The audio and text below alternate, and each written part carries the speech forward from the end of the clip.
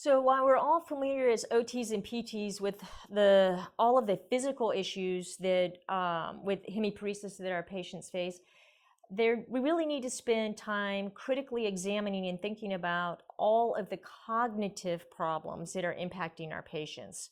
And this becomes such a bigger issue as we are seeing younger individuals have strokes, because these are the very things that are going to prevent them from returning to work, independent living, childcare, and being active in their community.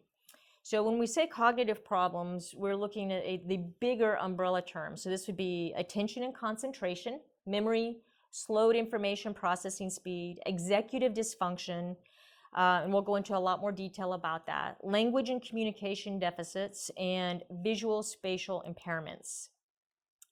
So when we talk about attention, there are three broad categories of this. There is the ability to focus on a single task.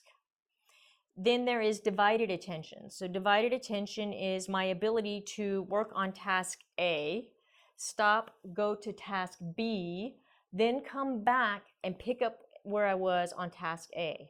Okay, so that is divided attention. So I'm doing two things, but not exactly at the same time, but I don't lose my spot. I'm able to know that while I'm working over here, I still have, project A going on over here.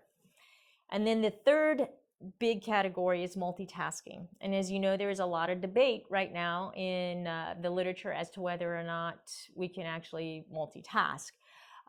Initially the research was saying there's very few people who can truly multitask. And the current research is looking at and supporting that if you are doing two tasks, one of them will suffer. And what we know is that if you are performing a physical task, your cognitive task will decrease. That's a lot of the latest research. And when you think about our patients who've had strokes, this is some of the issues that they face. They have to think about walking or moving. It is no longer that is something that is automatic. So now their ability to even attempt to do two things at once is already lower than where it should be.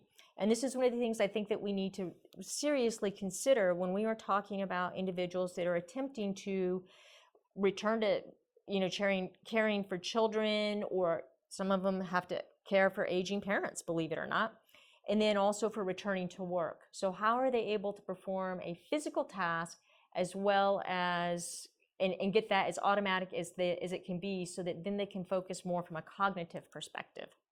So what might you see from an attention standpoint? So initially in the NICU or acute care settings, there is the inability to focus on just a single task.